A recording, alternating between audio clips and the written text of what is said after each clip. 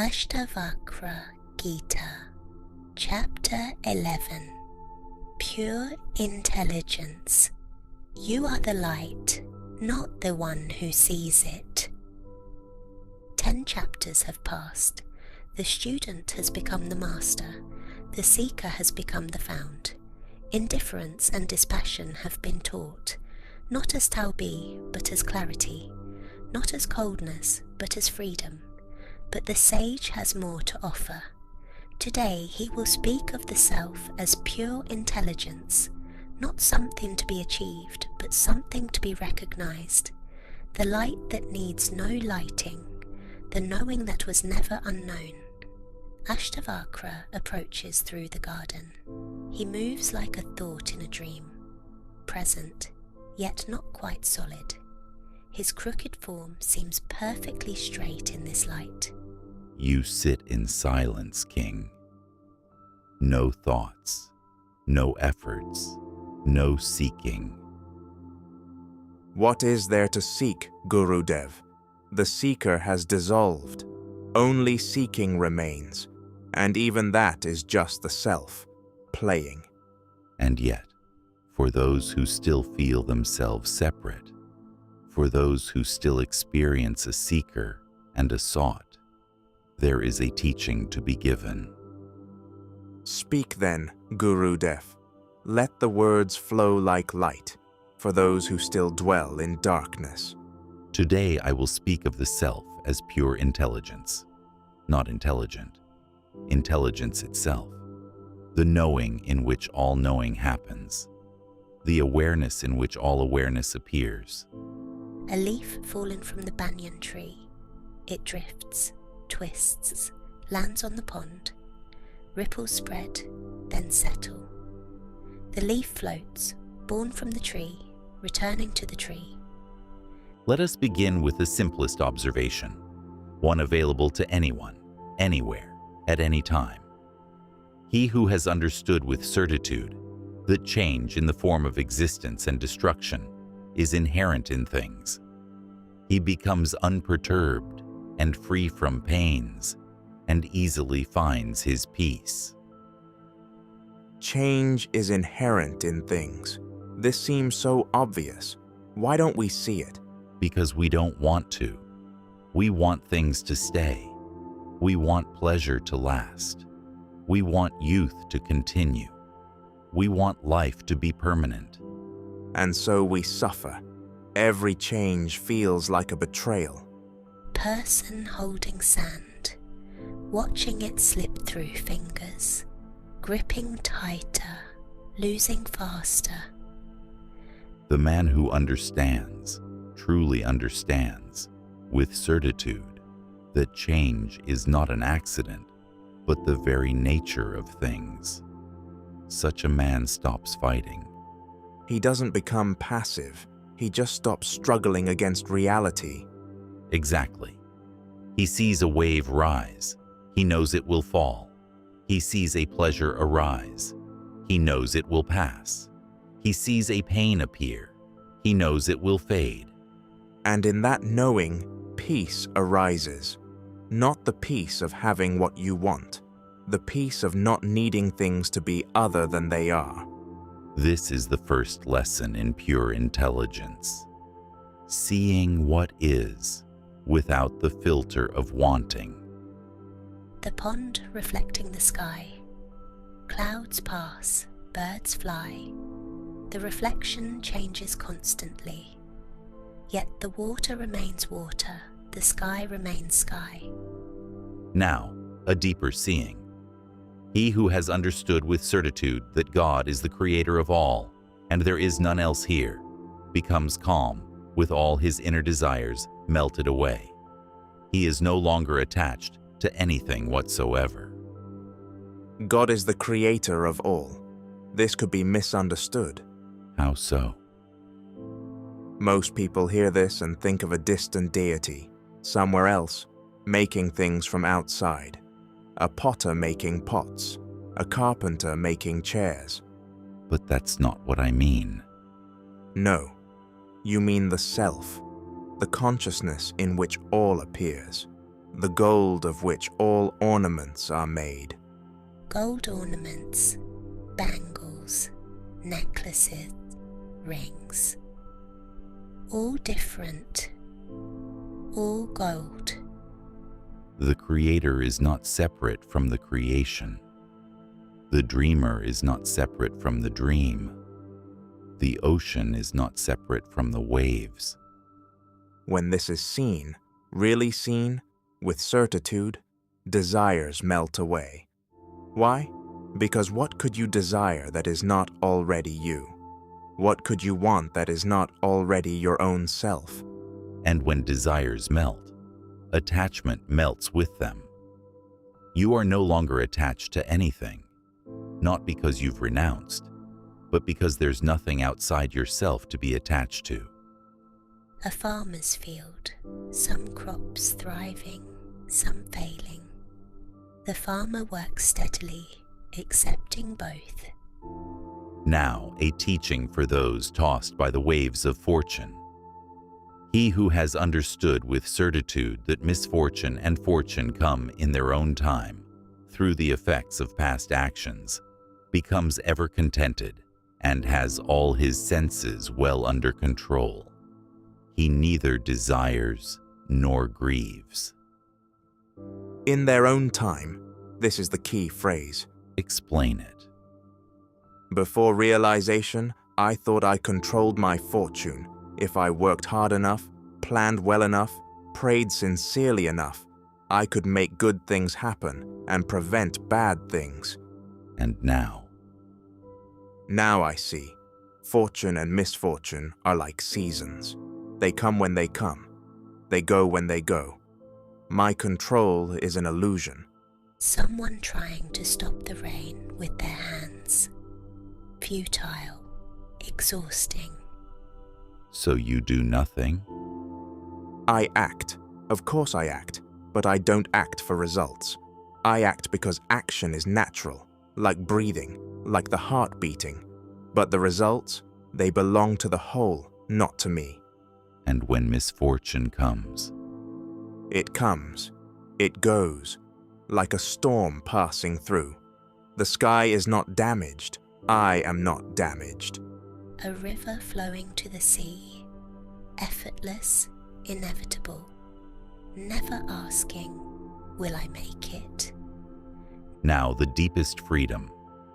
He who has understood with certitude that happiness and sorrow, birth and death, are all due to the effects of past actions, does no more seek after the ordinary goals of life. He becomes free from efforts. He is not attached even though engaged in action. Free from efforts. This could be misunderstood. How so? People might think it means laziness, inaction, sitting like a stone. But that's not it. No, it means acting without the sense of, I am the doer. The river flows without effort, but it flows powerfully. The sun shines without effort, but it shines brilliantly. Sun rising, effortless, inevitable, powerful. The one who knows that happiness and sorrow come and go, according to their own laws. Such a one stops straining. Not because he's given up, but because he's seen through the illusion of personal doership. He acts, but he's not attached to the fruits. He lives, but he's not identified with the living. He dies, but he knows he was never born. A worried face, then the same face relaxed. Same circumstances, different relationship to them.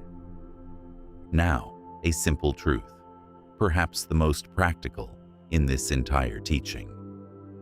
He who has understood with certitude that it is anxiety and nothing else that brings sorrow in the world becomes free from it and is happy and peaceful everywhere, with his desires melted away. Anxiety and nothing else brings sorrow. This is revolutionary. Most people think sorrow comes from events, from loss, from failure, from pain. But events don't cause sorrow. Anxiety about events causes sorrow. Give me an example. 2 people lose their wealth. One is destroyed, can't eat, can't sleep, can't function. The other says, well, it was only money.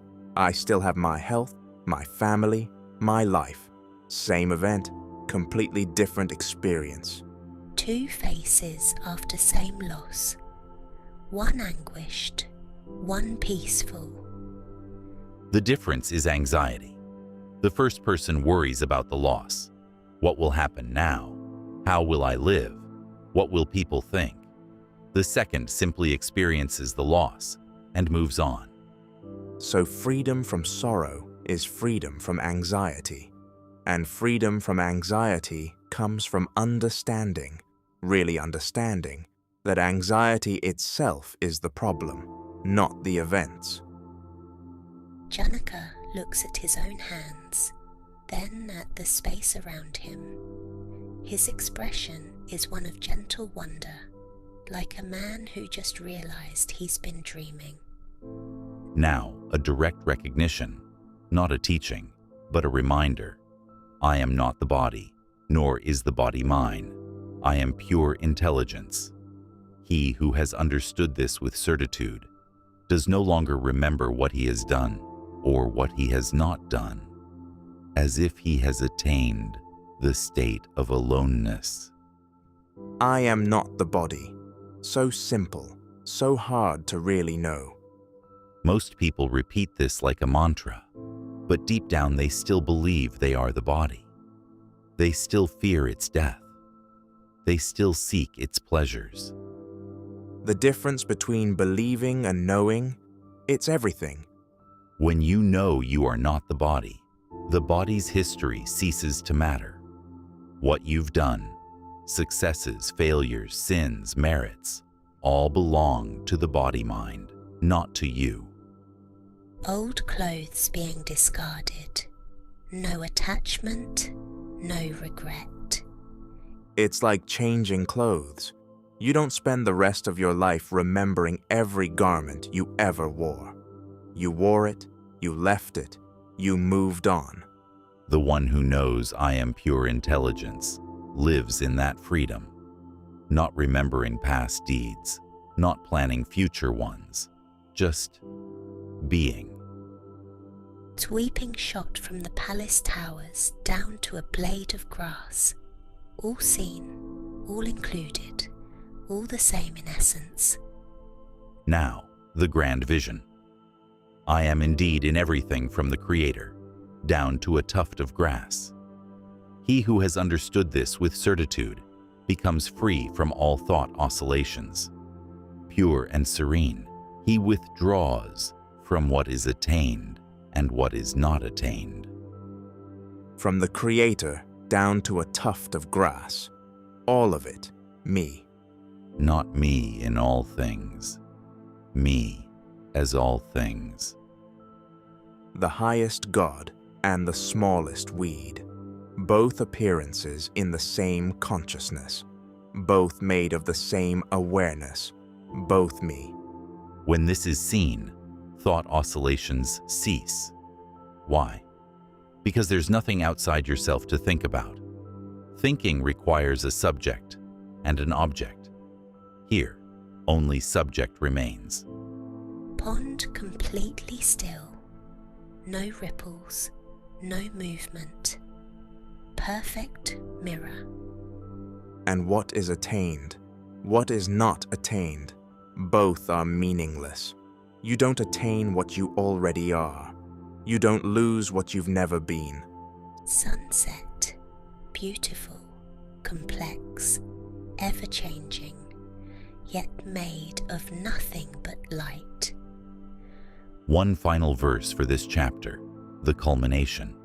He who has understood with certitude that this manifold and marvelous universe is nothing, becomes desireless, pure intelligence.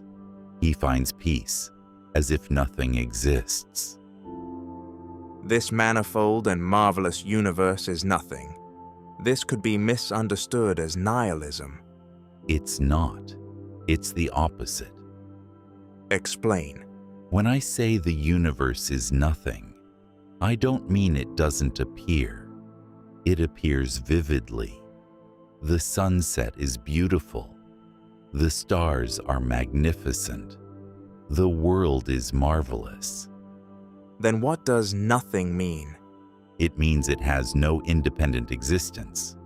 It's not a thing in itself. It's an appearance in consciousness, like a dream, like a reflection, like a mirage. Sunset reflected in the pond. Beautiful, real as reflection, not real as water. So the universe is real as appearance, but not real as substance. Exactly. And when this is seen, really seen, with certitude, desire ends. Why desire an appearance? Why cling to a dream? And peace arises. Not the peace of having everything, the peace of not needing anything, as if nothing exists, because nothing separate exists. Only the self, only awareness, only this. The garden in twilight. 8 oil lamps are lit around the banyan tree, one for each verse of this chapter. Janaka, we have spoken 8 verses today, 8 lessons in pure intelligence. 8 reminders of what I always am. Let me name them, so those who come after may remember. 1. Change is inherent in things. Stop fighting, find peace. 2. One creator, one self. Desires melt when nothing is other. 3. Fortune and misfortune come in their time. Neither desire nor grieve. 4. Happiness and sorrow arise from past actions. Act, but don't be the doer. 5. Anxiety alone brings sorrow. Free yourself from anxiety. Be free from sorrow. 6. You are not the body. Past actions don't define you. 7. You are in all, from creator to grass. Thought oscillations cease. 8. The universe is nothing, an appearance only. Peace arises. 8 lessons, 1 truth, the self as pure intelligence. The 8 lamps burn steadily. Their light mingles with the last glow of sunset. The garden is perfectly still. And now, King, beyond all lessons, beyond all verses, what remains? What remains is what was always here. Before the first lesson, before the first chapter, before the first question. And that is? That cannot be said. It can only be this, all of this, none of this, both, neither. Then the teaching is complete. The teaching was never needed, but for those who think they need it, it's here. Night has fallen. The 8 lamps glow like earth stars beneath the banyan tree. 2 figures sit in perfect silence, not waiting, not wanting, not becoming, just being. Thus ends the 11th chapter of the Ashtavakra Gita. The self as pure intelligence has been described, not as something to achieve, but as something to recognize. The light that needs no lighting, the knowing that was never unknown. I am not the body, nor is the body mine. I am pure intelligence. He who knows this with certitude no longer remembers what he has done or not done. He lives in the freedom of aloneness. He who knows the universe is nothing, mere appearance in consciousness, becomes desireless, pure intelligence. He finds peace as if nothing exists, because nothing separate exists, only the self, only awareness, only this. One by one, the 8 lamps are extinguished, not with a struggle, just gently, naturally, as all things end. The garden returns to darkness and stars. Take a quiet moment and reflect. Right now, who is aware of these words? Who is aware of this moment? That awareness is your true nature. If this teaching resonated with you, consider supporting the channel by liking this video and subscribing for more explorations into advaita, meditation, and inner awakening. And in the comments below, share what insight touched you the most. Your reflections help this wisdom reach more seekers around the world. Thank you for watching. May peace, clarity, and awareness guide your path. Until the next video, Om Shanti, Shanti, Shanti. End of chapter 11.